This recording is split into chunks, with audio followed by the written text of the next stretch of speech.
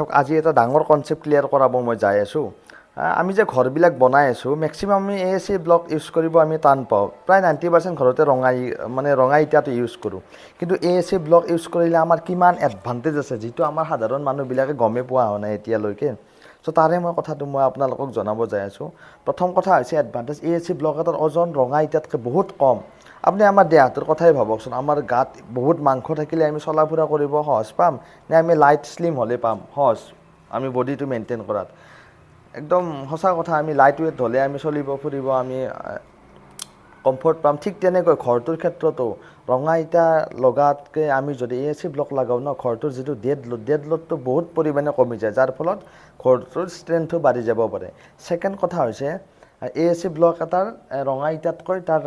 লেন্থটো বহুত বেছি যাৰ কাৰণে আমাৰ এই এখন ৱাল গাঁঠোতে আমাৰ বহুত কম সময় লাগে ছেকেণ্ড কথা আমাৰ মছলা কম লাগে তাতে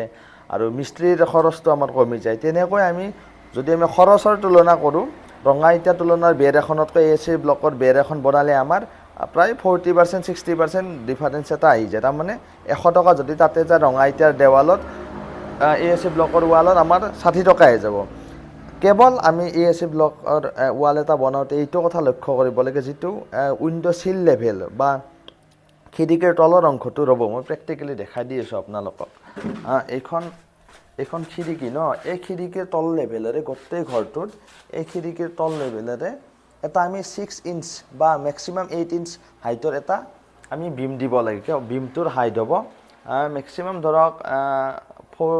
মেক্সিমাম হাইট আমি 8 ইঞ্চ দিব পাৰোঁ হাইটটো আৰু আমি তাতে 3ডাল 8mm ৰড দিলে হৈ যাব চ' এইখিনি যদি আমি দিওঁ ন আমাৰ একদম সাফিচিয়েণ্ট আৰু কেৱল সেইটো আমি নতুনকৈ কাম কৰিব লগা হৈ যায় AAC ব্লক লগালে যাৰ ফলত গোটেই ধৰক ঘৰটোৰ ষ্ট্ৰেংথ আহি যায় আৰু ব্লক লগালে কোনো ধৰণৰ আমাৰ প্ৰব্লেম নাহে গতিকে এনেকুৱা ধৰণৰ ইনফৰ্মেটিভ সৰু কথা জানিবৰ কাৰণে আমাৰ চেনেলটো ছাবস্ক্ৰাইব কৰি ৰাখক আৰু কিবা যদি এই ৰিলেটেড আপোনালোকৰ জানিব আছে কমেণ্ট এটা কৰিব পাৰে থেংক ইউ